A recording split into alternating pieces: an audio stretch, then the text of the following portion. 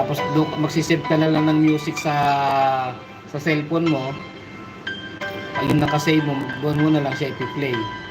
Kung gusto mo naman sa sa Chrome ka mag-play ng music para galing sa YouTube yung iyong open mo yung Chrome mo, i-desktop site mo, tapos mamili ka doon ng non-copyright music na gusto mong i-background. Gusto mo naman kahit na copyright siya, after ng live mo, i-delete mo na lang. I-delete, I mean, i-ano mo na lang, i-mute. Sa Chrome pwede rin yun. Basta naka-desktop site ka, i-play mo sa Chrome, pwede rin yun. Tapos punta ka ng direct live mo, sa una mamamatay yan. Tapos balik ka lang uli, makikita mo doon, saka muli i-play. Medyo mahirap sa Chrome. Pero dito sa music player, okay lang siya.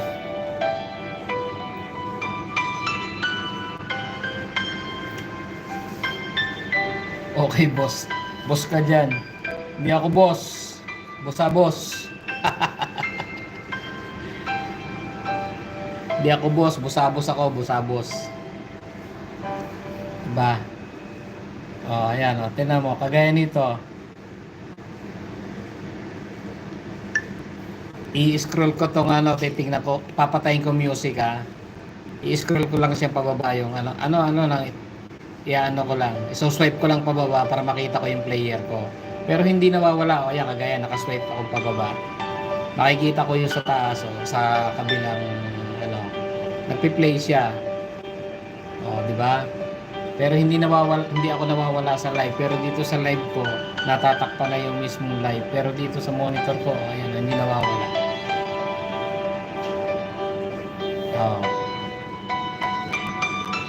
Oo. Tingnan mo, papatayin ko. Ayan, isang cellphone lang ginagamit ko niyan O, di ba? Nawala na yung music. Di ba? O, paandarin ko ulit. Tapos balik ako doon, i-swipe ko uling pataas para makita ko yung aking live. Okay na. Good job, di ba?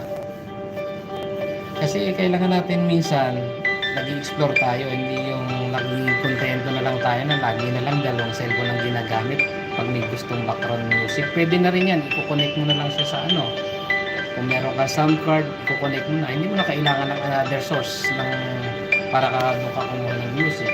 Dito ka na lang dito kuha ng music. Hindi mo na kailangan ng isang cellphone para kumuha ka ng background music doon. Yun nga lang, kung gusto mo mag-karaoke, kailangan mo ng isang cellphone. Pero kung background music lang, hindi mo na kailangan. Ganun lang. Yun lang. O, diba? May natutunan ka sa akin. Kahit papano. O, diba? Sana may matutunan din ako sa'yo.